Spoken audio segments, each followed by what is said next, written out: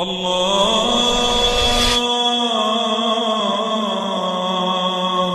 tahu bahwa di dunia ini ada satu negara yang selalu dikait-kaitkan di dalam Al-Quranul Karim. Bahkan negara ini sangat erat kaitan dengan Islam, baik Islam yang ada di Timur Tengah ataupun Islam yang ada di negeri kita, Indonesia ini. Negeri tersebut kita kenal dengan negeri Yaman. Kenapa saya akan bicara tentang negeri Yaman? Karena kisah tentang kerajaan Sabah ini ada di negeri Yaman. Sabah ada yang mengatakan dia adalah satu nama kabilah di negeri Yaman, dan ada juga yang mengatakan diambil dari seorang yang bernama Sabah ibn Ya'rub. Ada juga yang mengatakan Sabah itu diambil dari tawanan, karena dia orang yang pertama ditawan orang Arab. Dan juga banyak khilaf di antara para ulama yang disebutkan salah satunya Imam Ibnu Katsir rahimahullahu ta'ala. Tetapi kita ambil ibrah dan pelajaran dari kisah runtuhnya negeri Sabah ini. Kaum Sabah ini ada erat kaitannya dengan kisah Nabiullah Sulaiman dan Ratu Balqis. Disebutkan di dalam Al-Quranul Karim ketika Nabi Sulaiman alaihi salatu wassalam membariskan pasukannya, kemudian kehilangan satu pasukan burung hudhud. Ketika itu Nabiullah Sulaiman alaihi salatu wassalam marah, bahkan mengancam kalau seandainya hudhud itu tidak segera datang, maka saya akan siksa dengan siksa yang sangat keras, atau saya sembelih, atau dia membawa bukti yang jelas tentang alasan ketidakhadirannya atau keterlambatannya. Maka selang sesaat tiba-tiba pasukan burung hudhud itu datang, kemudian memberikan alasan dan mengatakan di hadapan Nabiullah Sulaiman alaihi salatu wassalam bahwa dia telah terbang ke sebuah tempat dan melihat ada satu kerajaan yang sangat megah dan mewah, tetapi dipimpin seorang wanita. Hudhud pun mengatakan, sesungguhnya aku mendapati seorang wanita yang menjadi raja pada negara tersebut, dan wanita itu diberikan segala sesuatu dan juga kerajaan yang sangat besar. Tetapi nikmat yang begitu besar terhadap wanita tersebut sayang mereka bukan para penyembah Allah subhanahu wa ta'ala. Karena Hudhud mensifati tentang kisah Balqis, dia mengatakan, aku dapati mereka menyembah matahari dan bukan menyembah Allah subhanahu wa ta'ala. Dan syaitan telah menghiasi perbuatan-perbuatan mereka dan juga menghalang-halangi mereka dari jalan Allah subhanahu wa ta'ala, dan mereka tidak mendapatkan petunjuk kepada hidayah. Singkat cerita, kemudian Sulaiman pun mengirim surat kepada Ratu Balqis ini agar beriman kepada Allah subhanahu wa ta'ala, kalau tidak maka negaranya akan diserang. Akhirnya kemudian ketika mendapatkan surat tersebut, Ratu Balqis pun kemudian rapat besar bersama para pembesarnya, dan para pembesar menyarankan untuk melawannya dengan alasan bahwa kita negeri yang kuat, negeri yang banyak pasukan, kenapa kita tidak berperang? Tetapi Ratu Balqis adalah ratu yang sangat lembut. Dia tidak mau ada pertumpahan darah. Dia ingin membujuk Sulaiman agar tidak menyerangnya dengan memberikan hadiah yang banyak. Sulaiman tidak berhajat dengan hadiah, dia seorang nabi. Dia hanya menginginkan umat manusia beriman kepada Allah subhanahu wa ta'ala, bukan ingin kaya. Maka hadiah itu dibalikkan lagi, kemudian mengancam Balqis kalau tidak beriman kepada Allah maka dia tetap menyerangnya. Akhirnya kemudian singkat cerita, setelah istana Balqis kemudian dipindah oleh Sulaiman dan menunjukkan bahwa Nabiullah Sulaiman adalah nabi yang Allah berikan segala sesuatunya melebihi para nabi dan rasul yang lainnya, dari situlah maka belakangan Balqis beriman kepada Sulaiman. Setelah kemudian Balqis beriman kepada Sulaiman, kemudian juga kerajaan Sabah, Allah subhanahu wa ta'ala anugerahkan nikmat yang sangat besar.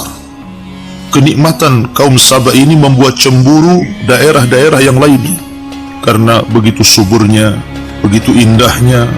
Bahkan dijelaskan seorang wanita apabila membawa keranjang ke dalam kebunnya, tidak usah dipetik buah tersebut, keluar sudah penuh keranjangnya, saking suburnya. Bahkan air tidak pernah terputus, tidak kenal kemarau dan musim hujan. Dari situlah Allah subhanahu wa ta'ala berikan nikmat yang luar biasa kepada negeri Sabah, sehingga dibicarakan oleh negeri-negeri yang lainnya tentang keindahannya, dan itu nikmat yang sangat besar. Disitulah setelah kemudian masa berlalu, Ratu Balqis meninggal dunia. Kemudian juga disebutkan oleh sebagian athar diutus kepada mereka banyak para nabi. Ada yang mengatakan 12 nabi, ada yang mengatakan 17 nabi, wallahu a'lam. Yang jelas bahwa diutus kepada mereka kaum Saba ini para nabi. Dan kita tahu tugas para nabi adalah menyerukan kepada manusia agar menyembah Allah dan menjauhi sesembahan selain daripada Allah subhanahu wa ta'ala alias taghut.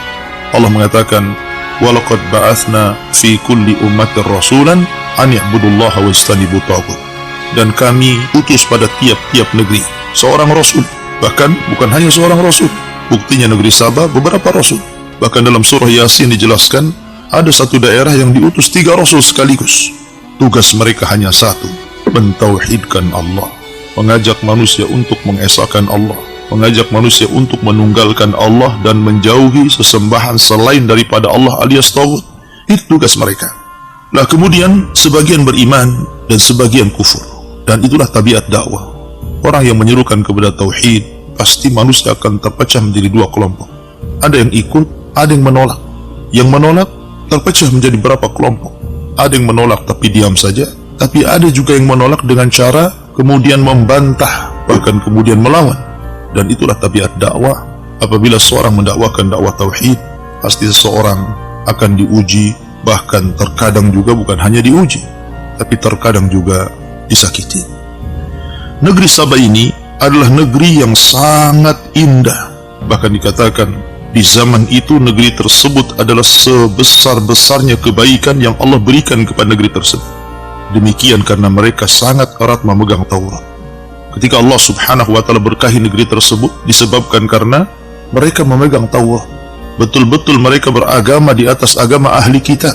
Dan di zaman itu agama itu adalah agama yang paling hak, karena memang belum datang kepada mereka Islam, belum lahir Nabi sallallahu alaihi wasallam.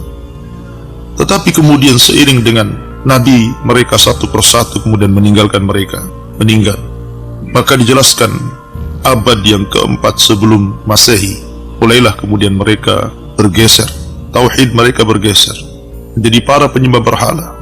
Mulailah mereka kembali menyembah matahari, bulan, bintang, sebagaimana dahulu di masa kerajaan Balqis sebelum masuk Islam pada agama Sulaiman alaihi salatu wassalam.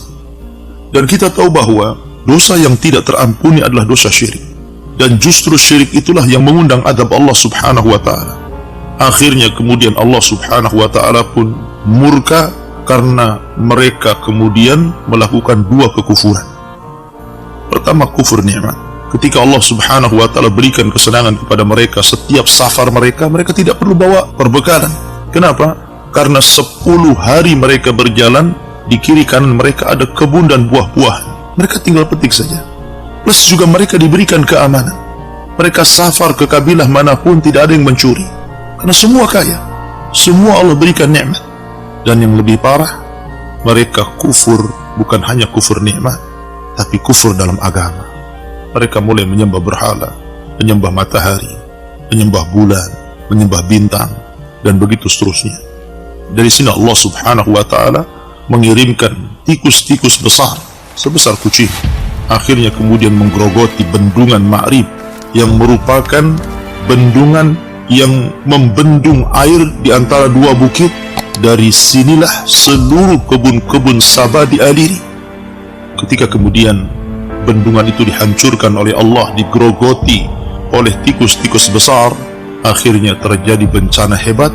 Maka Allah subhanahu wa ta'ala mengirim banjir dan meluluhlantakkan negeri Sabah, sehingga tidak tersisa satupun tumbuh-tumbuhan kecuali hanya 3 saja. Dan itu disebutkan dalam Al-Quranul Karim, dhawatai ukulin khamtin wa aslin wa syai'in min sidrin qalil. Hanya 3 tumbuh-tumbuhan saja. Pertama, tumbuhan khamtin.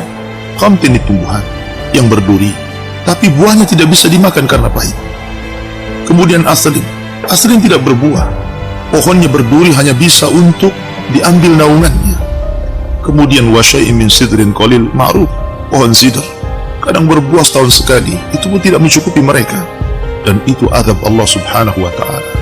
Bahkan bukan hanya itu saja, dikirim kepada mereka berbagai macam hama yang dulunya tidak ada raya, tidak ada lalat, tidak ada ulat, tidak ada binatang-binatang kecil yang membahayakan mereka.